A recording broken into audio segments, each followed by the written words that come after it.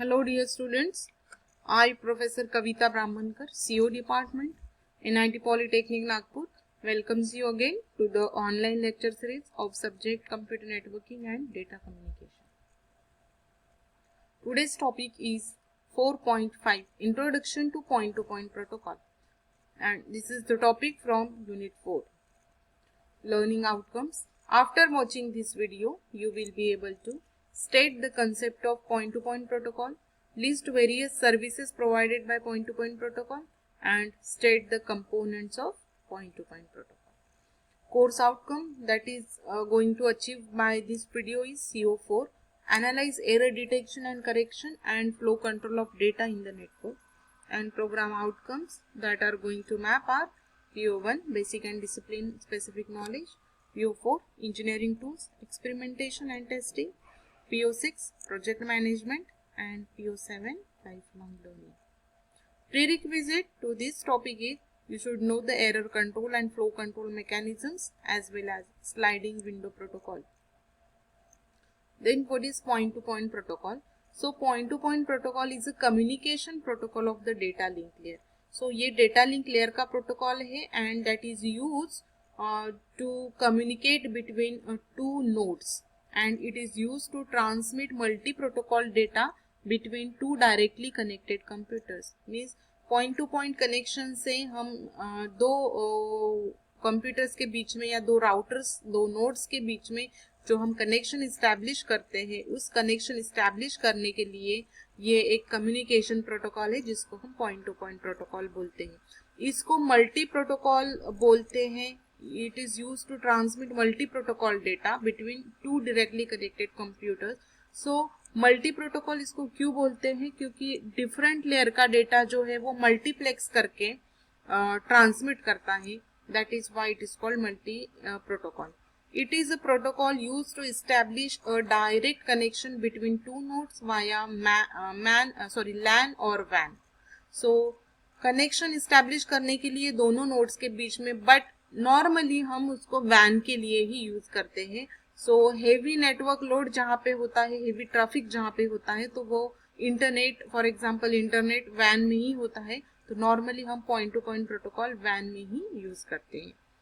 Point-to-point protocol encapsulation provides multiplexing of different network layer protocols simultaneously over the same link.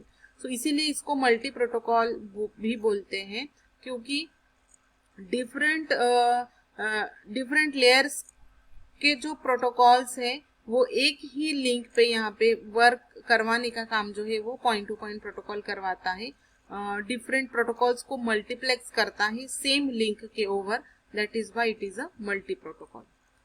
Then it is a byte-oriented protocol that is widely used in broadband communications having heavy loads and high speeds.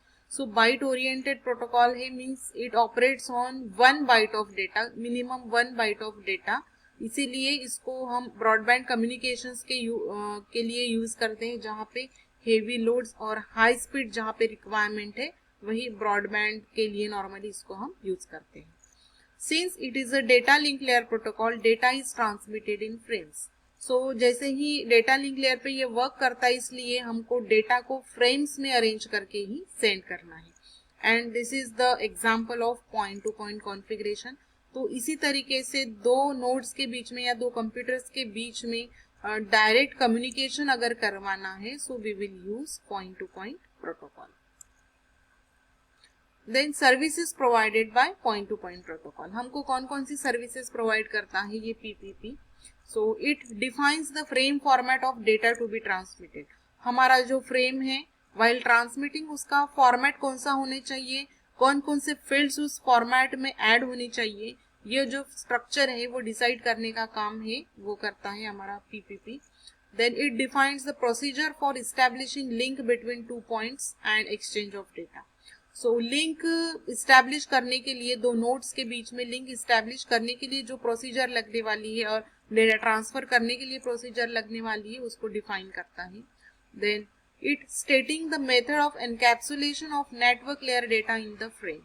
So network layer से जो भी हमको packet मिलने वाला है, datagram मिलने वाला है, उसको फ्रेम्स में कन्वर्ट कैसे करना है, ओके, पैक कैसे करना है उसको, मीन्स एक्स्ट्रा फील्ड्स कैसे ऐड करने हैं उसकी मेथड भी ये स्टेट करता है.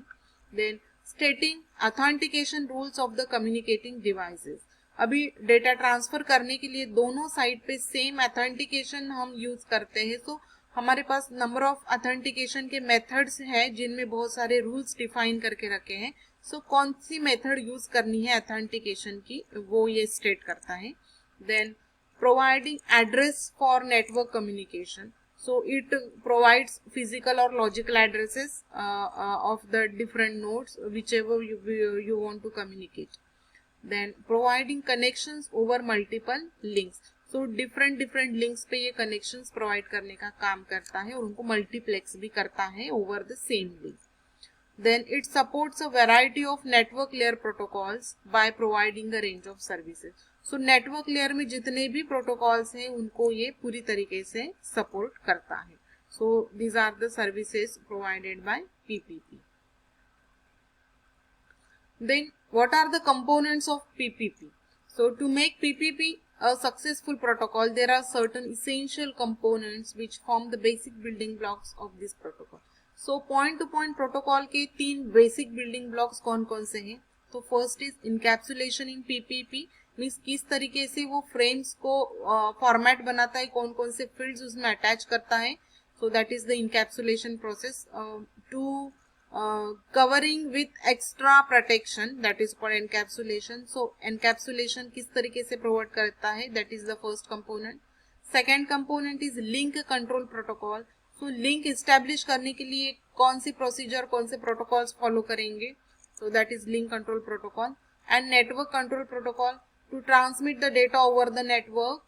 कौन कौन से नेटवर्क कंट्रोल प्रोटोकॉल हमको फॉलो करने पड़ेंगे और what is the procedure for that. So ये 3 component, these are the building blocks of point to point protocol. Then first is encapsulation in PPP. ये फर्स्ट कंपोनेंट देखेंगे. So PPP encapsulate the network layer packets in its frames. Means जो भी network layer से हमको packets मिल रहे हैं उनको किस तरह से अरेंज करना है वो डिसाइड करता है हमारा point to point protocol.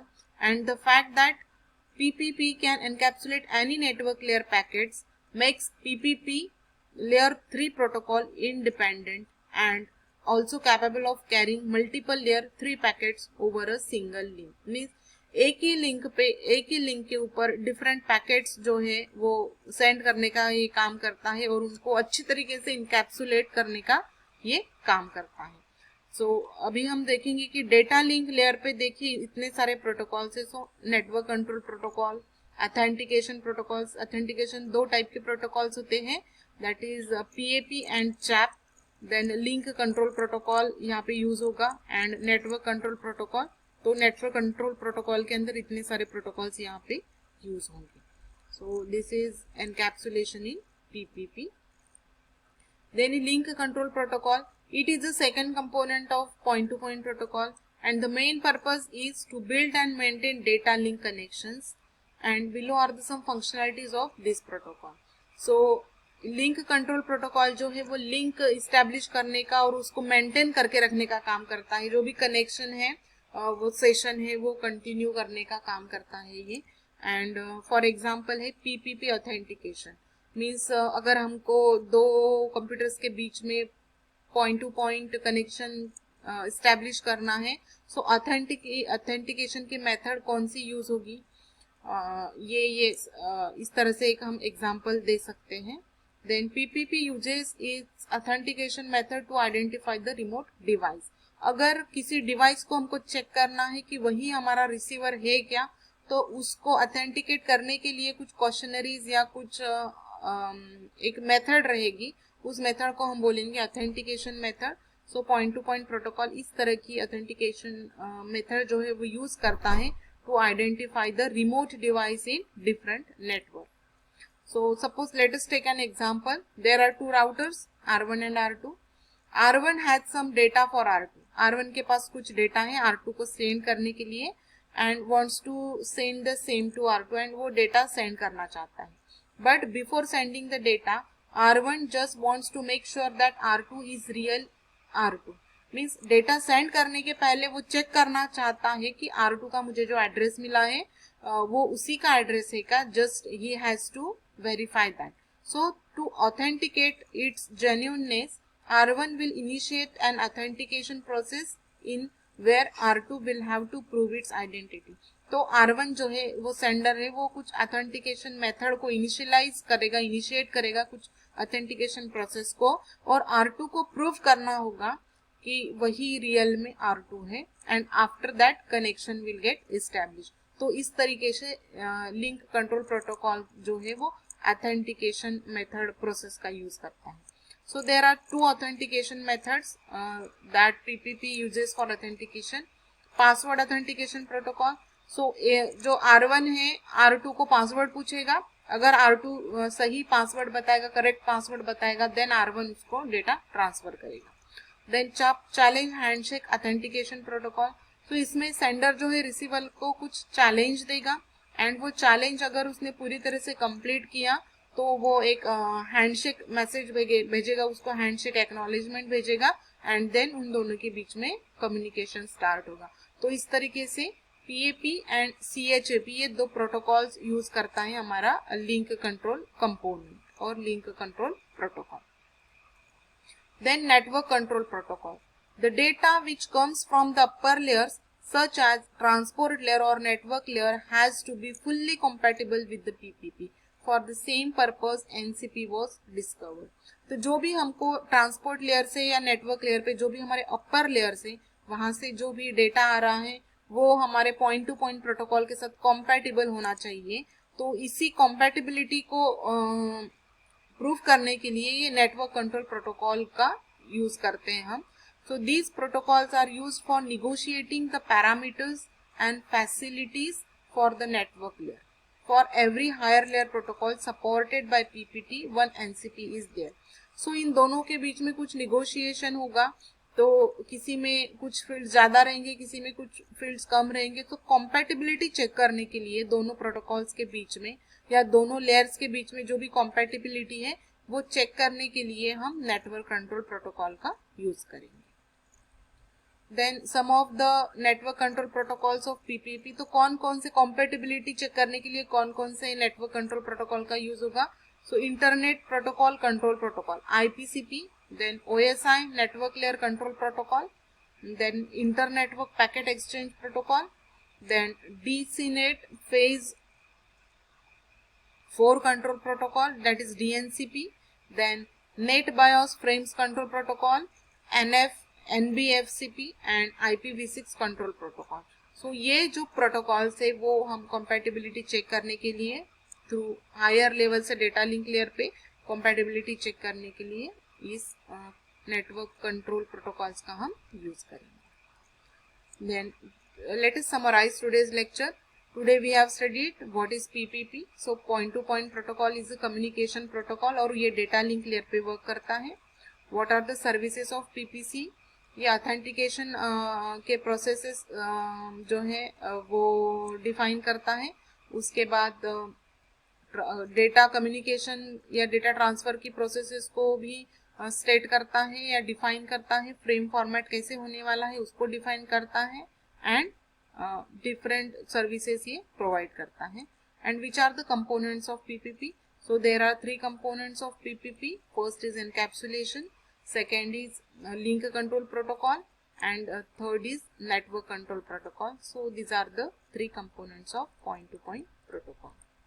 So dear students, I hope you must have understood today's lecture. Thanks for watching the video. Keep learning and enjoy learning.